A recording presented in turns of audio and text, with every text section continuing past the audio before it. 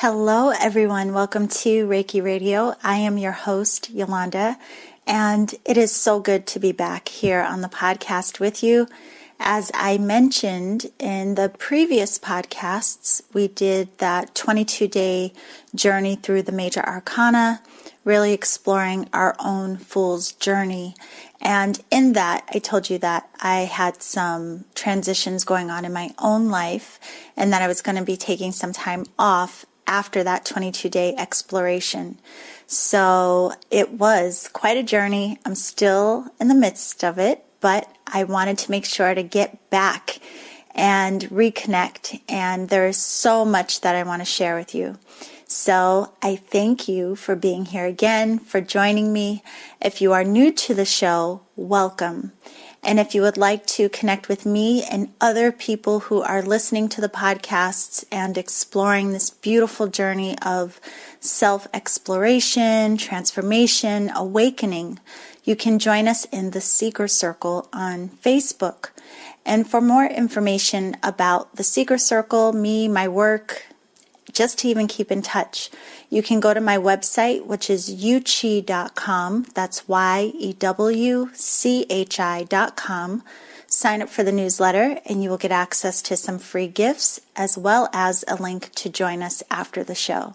So I look forward to jumping back into all of this beautiful exploration with you. Let's get started.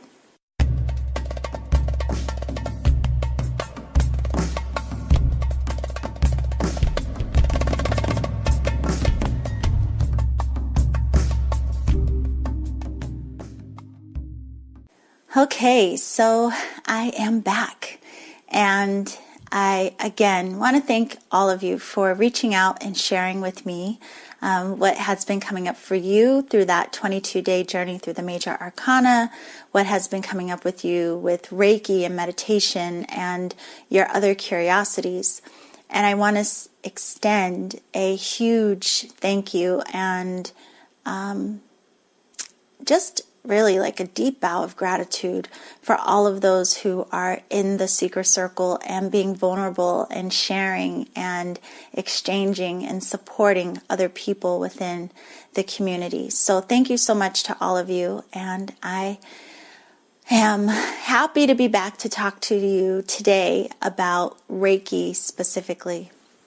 So, there are so many conversations about Reiki that come up in the Seeker Circle, as well as in sessions with clients and just in every facet of my life, really.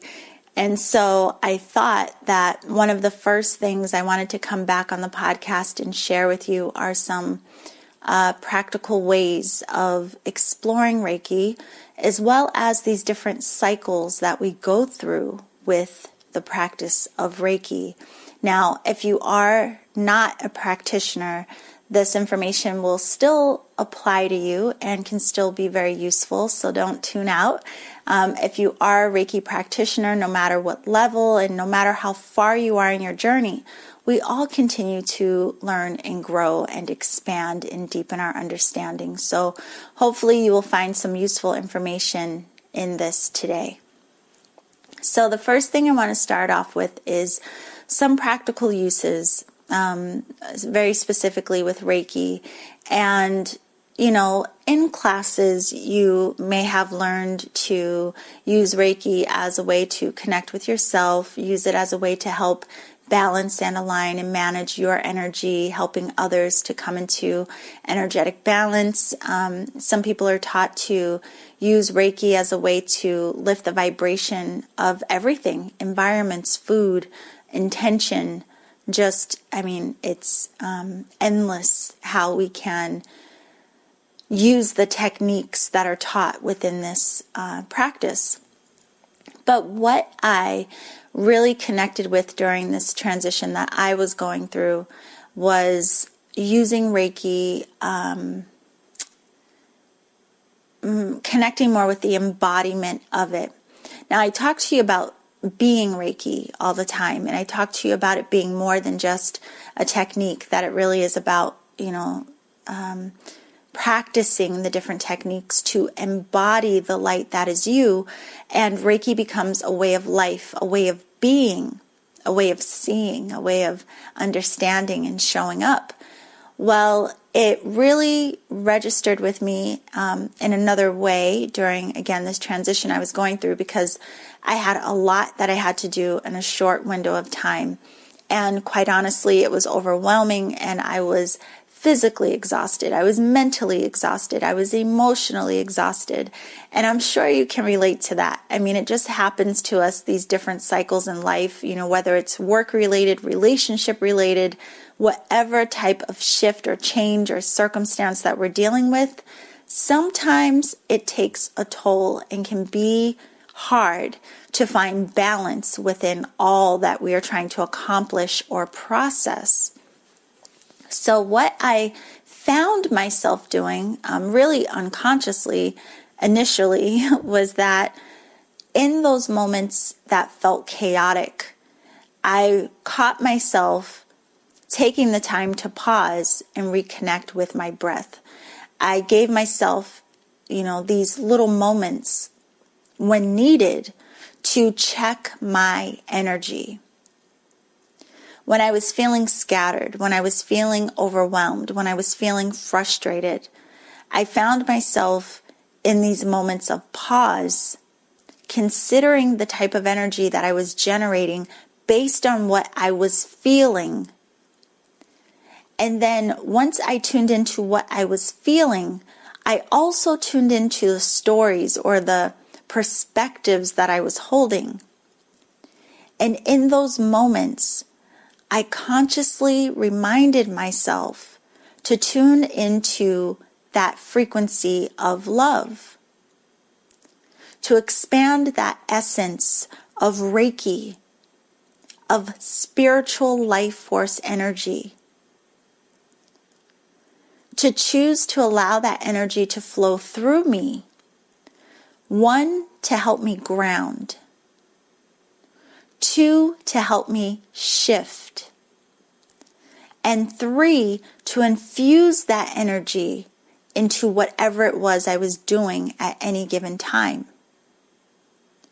So once I really did start to realize what it was I was doing, it dawned on me that this would be a good experience, I guess, to share with you, just as a reminder that Reiki is something that we do live, and the practice goes so far beyond sessions. The beauty of this technique is it really does give us a heightened awareness of ourselves and of the energy we hold and of the thoughts that we're having and of our behaviors, our patterns, and all of these things. But the jewel in it all is that it also gives us the awareness that we have the ability to shift all of that as we choose at any given time. But it takes our consistency, our choice to actually make space to do it, step out of our excuse, step out of anything that may be holding us back from making the effort. It's a choice to manage our energies, our minds. And so I thought that was an important message, just again, to remind you that you are in practice of Reiki all the time. You are in practice, or can be in your practice, with how you engage with people in your life every day. You can be in practice with how you infuse energy into whatever you may be doing. It could be the work that you're doing. It could be projects that you're working on. It could be your process of your creative process. When you're allowing inspiration to come through you, you can choose to take a moment to set your energy. We talk a lot about setting intention, but you can take moments to set your energy, or to reset your energy, or to smooth out and manage your energy. Because whatever you're embodying and holding at any given time. Whatever your experience may be and how you are perceiving that experience, that is the energy that is projecting out and flowing into everything that you are doing at any given time. So I hope that that makes sense to you, and I hope that you will, find it useful to really check when you are triggered and upset. Even if you're having a good time, just having those moments where you consciously check in with where you're at and consider the energy that you are generating, embodying, and infusing into your life experience. Now, one thing that I wasn't planning to talk to you about, but it's coming to mind to bring up, I mentioned that one of the gifts of Reiki is it deepens our awareness of ourselves. So as a side note, one of the things with this is it makes us hyper aware of our feeling. It makes us hyper aware of our behaviors, our patterns, our relationships, our engagements, what's going on around us. We become hyper aware of all of these things.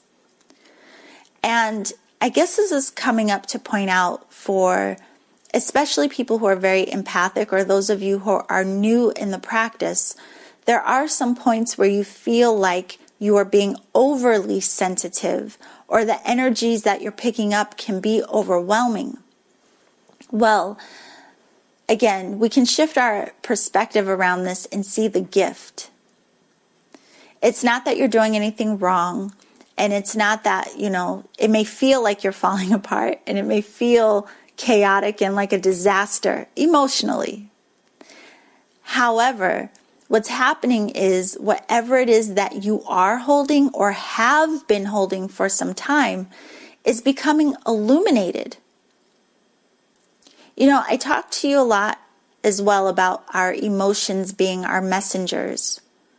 Well, in this sense, when we start doing energy work, our energy also becomes a messenger. How we feel energetically, what we sense energetically. It's tuning us in or bringing our awareness towards something about ourselves and again, what we may be holding, which then can bring us into awareness of what we hold in mind, which then brings us into awareness of what it is we are embodying.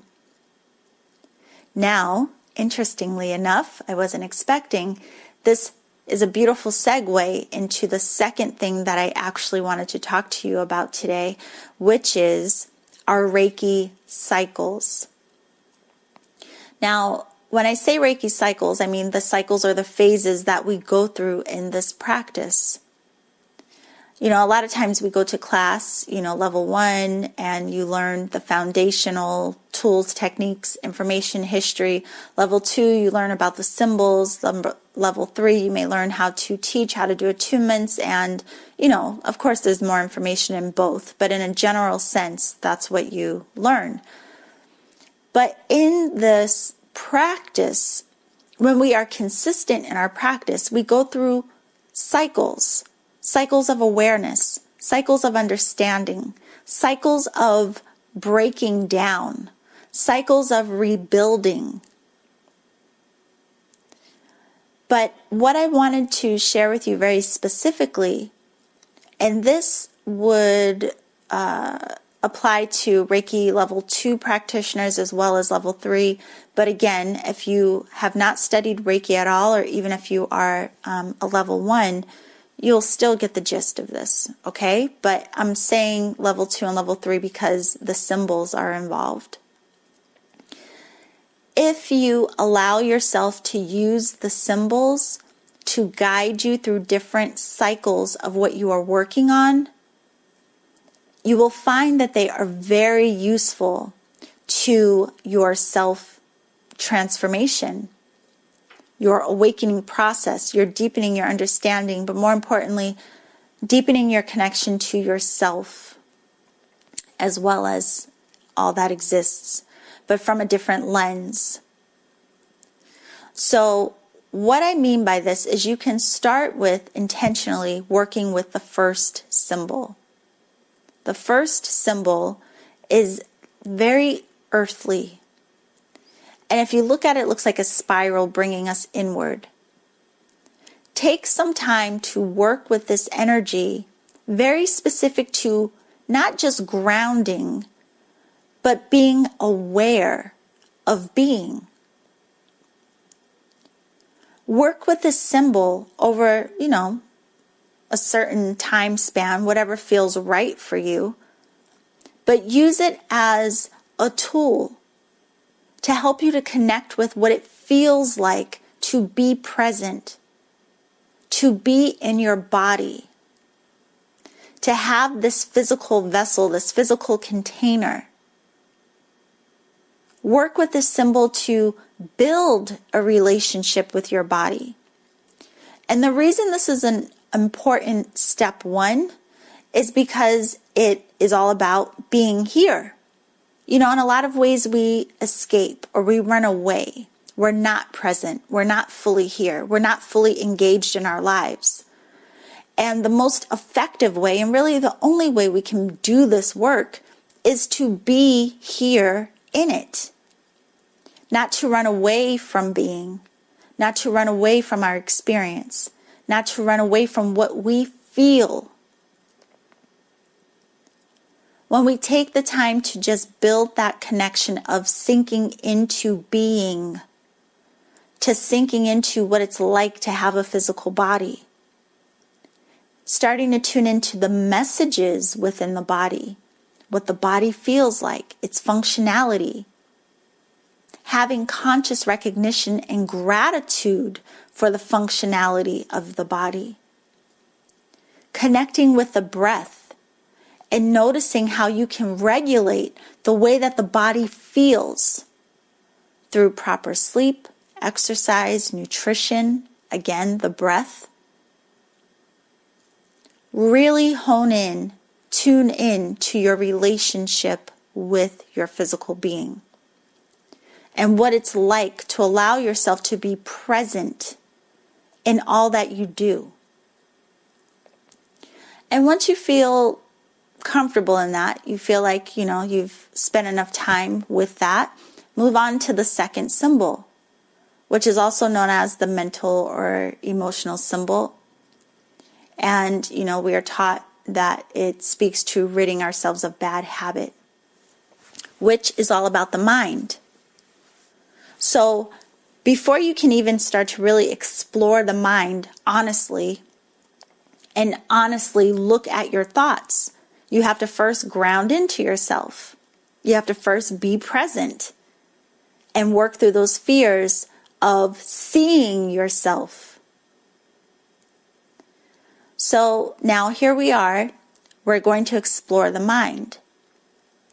And with the second symbol, we can really connect with the energy of where the mind is taking you.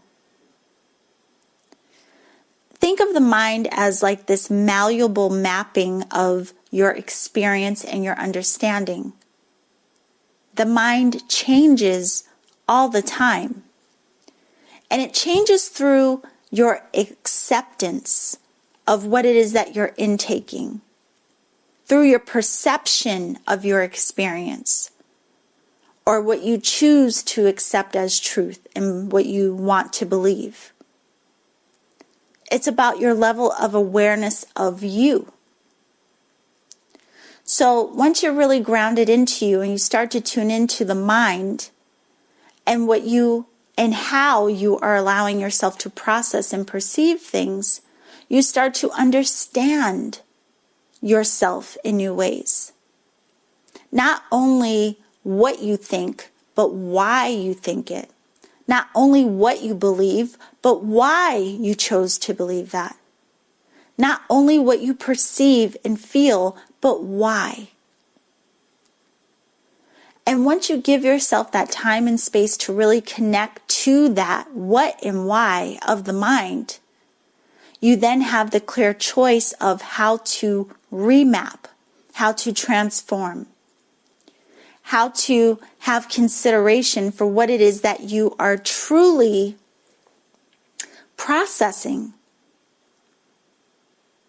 You have consideration of your own thoughts, your own feelings, and you start to view all of this from a higher lens, not just blindly taking in whatever it is you may be taking in, which could be information from other people, which could be what you see on social media and the news. We're conditioned. A lot of times we hear things, we see things, and we just take it in at surface value, and we're just like, oh, this is awful because I heard it was awful. Or, oh, this is terrible because that's what they said. This is terrible. Or, oh, this is the greatest. This is the best because that's what they said. But how often do you give yourself pause to really process and consider from your own lens? How often do you give yourself pause to sit and consider what really does bother you? What do you really feel? What does really motivate you, make you happy? And why? And all of these processes of the mind, how are they playing out in your life experience? How are they shaping the way you perceive your life experience? Are your thoughts, are your beliefs restricting you, limiting you, keeping you in fear? Or are they allowing you to expand, to evolve, to try, to participate consciously in your life? So again, with the second symbol, when we think of rid bad habit, think of what or which thoughts and beliefs would benefit you in working on transforming. First, you have to acknowledge them. First, you have to be present and be embodied and willing to even see. So once you've gone through a cycle of that, and again, the time frame is really based on you. I mean, you could play with this, each symbol, for a day, a couple days, a month, whatever you feel called to do. And then move on to the third symbol. And typically we think of this as the distant symbol, but really it's about dissolving the illusion of separation. So you could play with this energy now that you've worked with being present and worked with managing your own mind and thoughts. Start to then move into the energy that you are embodying, which really stems from the mind. So now you are aware of the energy that you are embodying based on your thoughts, your feelings, your beliefs. You are aware of what you are embodying based on how well you have managed yourself. The work that you are doing. The awareness that you get to shift and change at any given time. You start to pay attention to your embodiment and how you are showing up and influencing not only you, but everything that you come into contact with. People, environments. You start to recognize how your embodiment has a direct impact and influence in the people around you and in the collective as a whole. You start to see and recognize our connectivity. You start to tune into just how much we actually do influence each other. And once you start to tune into that ability of influence that we all have, it brings you right back to the importance of managing your own mind. It brings you right back into the importance of being present within your own being, so that your energy isn't being manipulated or managed by outside forces without your consent. You start to move into your authority and take responsibility for your choice. Take responsibility for your awareness. Take your responsibility for your beingness. And you start to deepen your appreciation for life, for this experience, the lessons, the challenges, the celebrations, all of it. You see that they're all gifts in some way. depending on how we perceive it and what we do with all of it, and the way we allow our mind to map and lead us through it all.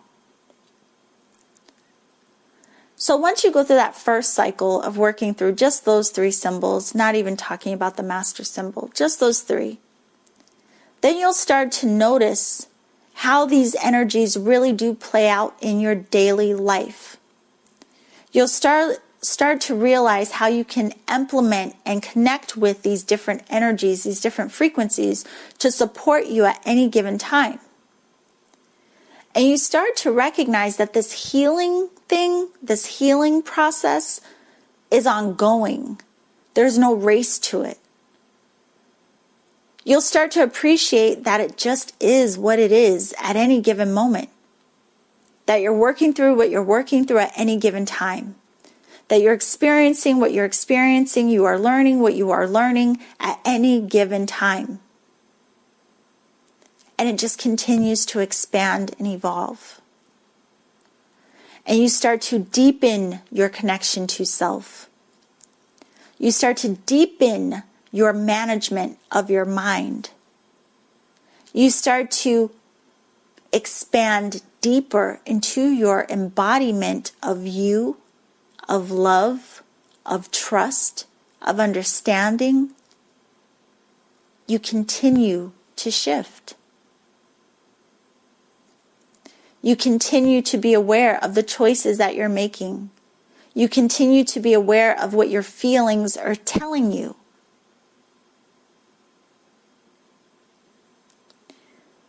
It's such an interesting experience. And I'm also being reminded to tell you, I always recommend that people journal their experiences as they go, because different insights that come through and different things that we begin to recognize, sometimes they come through as fragments. And a long period of time will go by before we get the aha of that first initial seed. And the reason that's coming in is because in the last few days, actually, I've had 2 different people reach out to me and tell me that things that we had spoken about years ago, something recently just came through that made that aha click for them. So again, that even speaks to the fact that there is no race in this. So, really being present and aware of where you are right now. That's all that really matters. And with that, I would say, if you are ever in a space of like, oh, I wish I were further along, I wish I understood more, I wish I was already better, you're in the process. You're always in the process. Whatever you understand and know right now is more than what you knew and understood last month. And yet you're still, chasing like, I wish I knew more. Well, you do know more. You actually do. And, in a few days, you may know even more. But you'll only recognize what it is that you know and what you understand if you allow yourself to be in the moment of it all. So that's all I really wanted to share with you today. Just a reminder to, again, be in your practice, that you can use these tools to help deepen your practice. And at the end of the day, while we can use Reiki for so many beautiful techniques, purposes, whatever, it's really something that we live into. And it's really about our presence of being, our presence of mind, our embodiment, and our choice and management of it all. And then, of course, those little gifts of what we learn and come to understand along the way. So I hope, again, that is helpful for you. I don't know. reach out, let me know. If any of that resonated with you, I would love to hear from you. If you are like, what are you talking about? I would love to clarify for you. So again, you can join us in the Seeker Circle. Just go to my website, yew-chi.com. That's YEWCHI.com. Sign up for the newsletter. You will receive access to some free gifts that take you through a guided journey of your self-transformation, as well as a link to join us in the Seeker Circle. So, you can join the fun there, but also I am back. So I plan to podcast more regularly again. And if you have any questions or there's anything that you would like me to explore on the show, or even if you are someone who is in your practice and would like to come on the show as a guest, reach out to me. I am here, and you can reach me through, again, my website. So that is all for now. I will talk to you all again very, very soon. And remember to always journey in love.